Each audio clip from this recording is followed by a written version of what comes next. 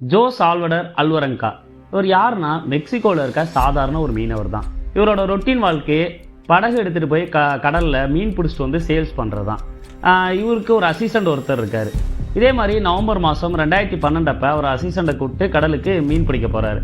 அப்போ அந்த டைமில் மிகப்பெரிய புயல் ஒன்று ஏற்படுது. இவங்க படகு வந்து அந்த புயலில் மாட்டி நடுக்கடலுக்கு போயிடுது. இவங்களோட என்ஜின், அவங்க படகோட என்ஜின் வந்து வேலை செய்யாமல் போயிடுது. அதுக்கப்புறம் தகவல் தொடர்பு சாதனமும் வேலை செய்யாமல் போயிடுது. 2-3 நாளாக பார்க்குறாங்க, ஆனால் அவங்கள காப்பாற்றுறதுக்கு யாருமே வரல. அதுக்கப்புறமா பறவைகள், அப்புறம் மீன், ஆமை இதெல்லாம் அப்படியே அடித்து பச்சையவே சாப்பிட ஆரம்பிக்கிறாங்க வேறு வழி இல்லாமல். இப்படியே தொடர்ச்சியாக ஒரு 4 மாதம் போய்கிட்டு இருக்கு. அந்த கூட இருந்த அசிஸ்டண்ட் என்ன பண்ணுறாருன்னா, இதுக்கு மேலே என்னால் பச்சை கறியெல்லாம் சாப்பிட முடியாது அப்படின்னு சொல்லி, இதுக்கு மேலே என்னால் சாப்பிட முடியாது அப்படின்னு சொல்கிறாரு. அப்படியே அவரும் பசியில் 2 நாளில் இறந்து போயிடுறாரு. இதுக்கப்புறம் தொடர்ச்சியாக 6 நாள் அந்த டெட் பாடி கூடயே நம்ம ஜோஸ் பேசிகிட்டே இருந்திருக்காரு. நம்ம மனநலம் பாதிக்கப்படுறோம் அப்படின்றத புரிஞ்சுக்கிட்டு அந்த பாடியை வந்து கடலில் தள்ளி விட்டுறாரு. இதுக்கப்புறம் தொடர்ச்சியாக மறுபடியும் அவரும் அதே தான் பண்ண ஆரம்பிக்கிறார். பச்சைக்கறியை தான் சாப்பிட ஆரம்பிக்கிறாரு. கிடைக்கிற மீன், பறவை, ஆமை இந்த மாதிரி எல்லாம் பச்சைக்கறி சாப்பிட ஆரம்பிக்கிறாரு. மழை பெய்யும் பொழுது தண்ணியை பிடிச்சி சேர்த்து வச்சுக்கிறாரு. இப்படியே 1 நாள் இல்லை 2 நாள் இல்லை, கிட்டத்தட்ட 438 நாள் போகுது.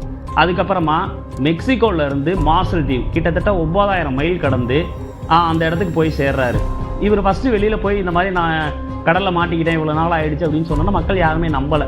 அதுக்கப்புறம் சில ஆய்வுகள்லாம் செஞ்சதுக்கப்புறம் இவர் சொல்கிறது உண்மை தான் அப்படின்னு நம்ப ஆரம்பிக்கிறாங்க. இவர் கடலுக்கு போகிறதுக்கு முன்னாடி 112 கிலோ இருந்திருக்காரு. வெளியில் வந்ததுக்கப்புறம் வெறும் 61 கிலோ தான் இருந்தார். இவருக்கு நிறைய நோய் தொற்றுகள் ஏற்பட்டிருக்கு. அனீமியா, அப்புறம் கல்லீரலில் நோய் தொற்று, மூட்டுவாதம் அப்படின்லாம் நிறைய பிரச்சனையை சந்தித்து ஹாஸ்பிட்டலில் போய் சரி பண்ணிட்டு வர்றாரு. அதுக்கப்புறம் இவரோட அசிஸ்டண்ட்டை கூப்பிட்டு போனார்ல, அவங்க ஃபேமிலி இவர் மேலே கேஸ் போடுறாங்க.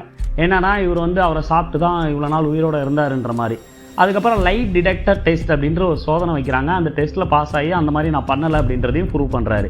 இவர் இப்போவும் உயிரோடு தான் இருக்கார். அதே இடத்துல அங்கே தான் இருக்கிறாரு. இப்போவும் கடலை பார்த்தா அந்த நினைவுகள்லாம் இவர் ரொம்ப பயமுறுத்துது அப்படின்னு சொல்லியிருக்காரு. இதுவும் வரலாற்றில் ரொம்ப விசித்திரமான ஒரு நிகழ்வாகவே இருக்குது.